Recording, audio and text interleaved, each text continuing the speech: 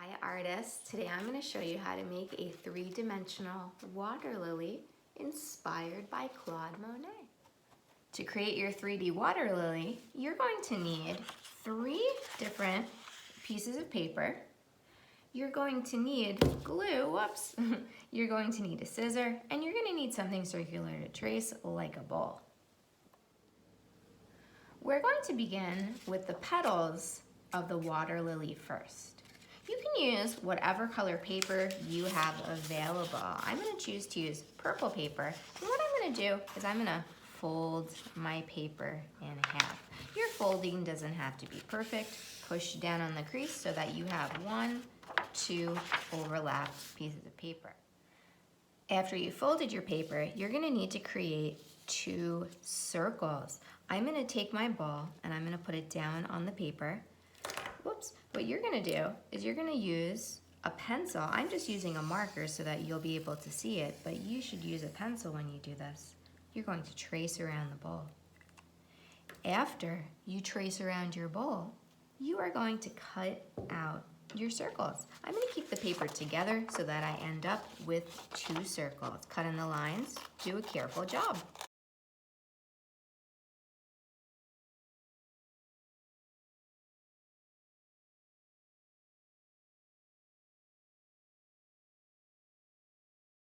Now that I've cut out my 2 circles, what I'm going to need to do is I'm going to have to turn these circles into flower petals. The way you're going to do that is you're going to start with 1 circle at a time. You're going to have to fold your circle 3 times. So I'm going to fold it 1 time so it looks like a taco. I'm going to fold it a 2nd time. And then I'm going to fold it a 3rd time so it looks like an ice cream cone. Folding it a 3rd time is the hardest part because the paper is going to get pretty thick with all those layers.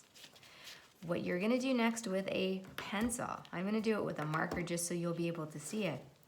You're going to use your pencil and you're going to trace, or not trace, but draw rather. You're going to draw a line. It could be slightly curved, mine is slightly curved. You're going to draw a line on one side, and then you're going to draw a line on the other side.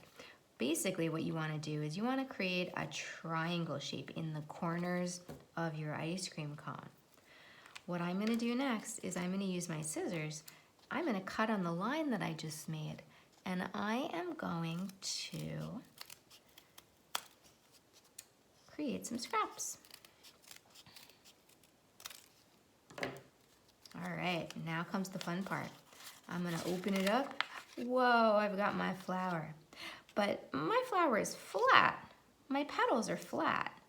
I want them to pop up a bit, so we're gonna make some 3D magic happen. What I want you to do is locate a crease.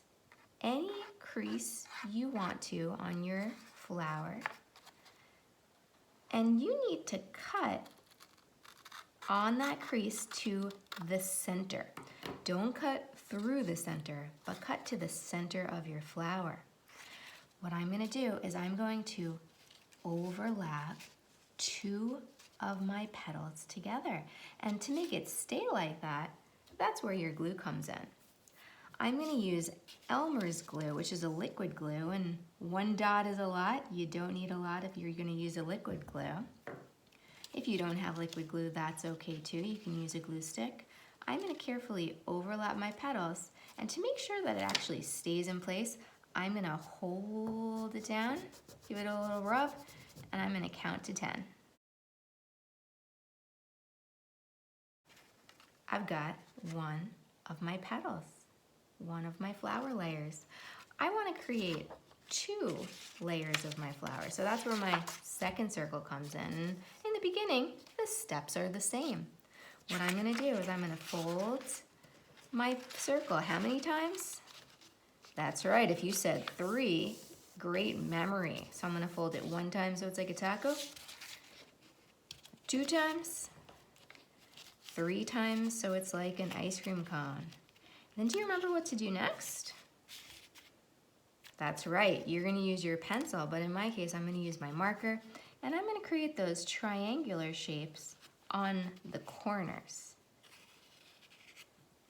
Then what happens next? That's right, you're gonna use your scissors and you're going to cut on those lines.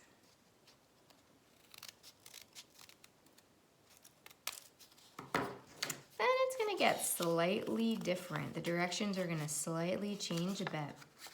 What I'm gonna do now is the same thing as before, where I'm gonna pick a crease, any crease, cut up to the middle, but instead of overlapping just one petal section, I wanna overlap 2 petal sections to make this layer of petals a little bit smaller than my first, and you're gonna need glue to secure that down.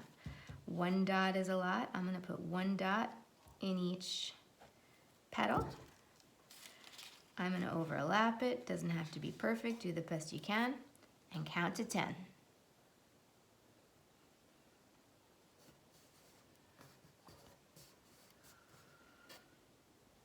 Okay, now I have 1 layer and my second layer of my petals. Now that I have my 2 layers, what I have to do is I have to attach them, which is a little bit tricky. What I'm gonna do is I'm gonna put 1 dot of glue in the center of my larger flower. I'm going to take my smaller flower and I'm going to have to overlap them and kind of fit them together. Now, what you're gonna have to do is you're gonna have to hold them together, and this works with a glue stick too. I'm gonna kind of use 2 fingers and give it a count to 10 so that it sticks. The glue might need a little bit of time to dry, so just be patient. After you've attached your flowers together, you're ready to make your lily pad. And this will kind of buy your flower a little bit of time to dry so that the glue sticks a little bit better. What you're gonna need is a piece of paper. If you don't have green paper at home, that's okay. You can use whatever color you have available, or you can color in a piece of paper, you can paint a piece of paper. Feel free to be a problem solver. And you can do the same thing. You can either fold it. If you know you're just going to make 1 water lily, you can just trace it on the paper without folding it. It's kind of up to you. So trace the same shape you traced before. Use your scissors and cut it out for your lily pad.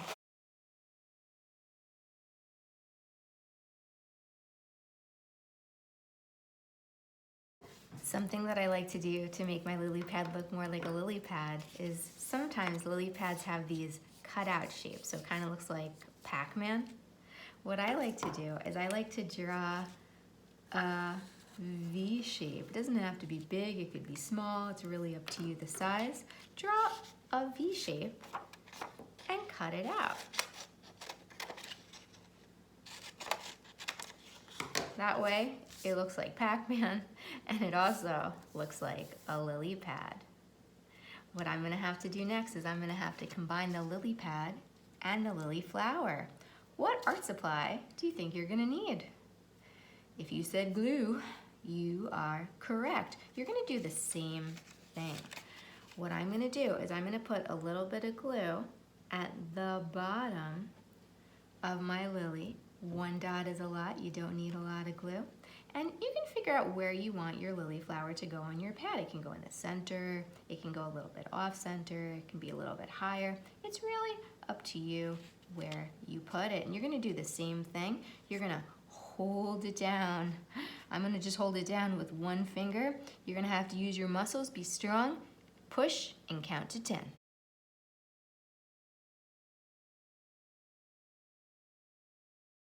You might want to push from the other side too, just for good luck to make sure that it sticks. Okay, now that my lily flower and my lily pad are attached, and again, be patient, just make sure that the glue dries. Now that I'm finished with this part, I'm gonna do the center of my flower. And you're gonna need a scrap piece of paper to create the center of your flower.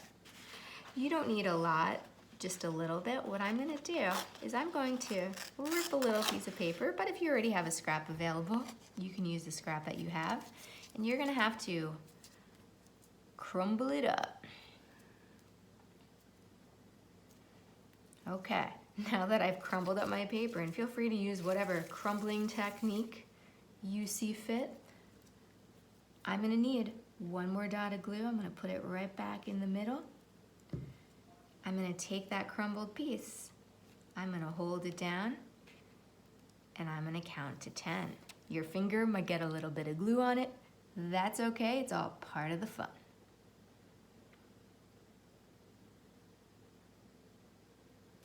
All right, now that I've counted to 10, I am all done with my water lily. Feel free to be creative with this activity. Maybe you have some craft supplies at home and you'd like to put a craft supply in the center of your lily, like a button or a gem. Maybe you'd like to have a more impressionistic approach and you'd like to paint your paper first before you make your circles and start cutting to make the shapes, to give it a little bit of a painterly effect. Feel free to experiment. Feel free to make more than one. If you make more than one, you're welcome to place them on a background. Perhaps you would like to paint paper blue to create water, or if you already have blue paper at home. It's really up to you. Do your best and have a great time.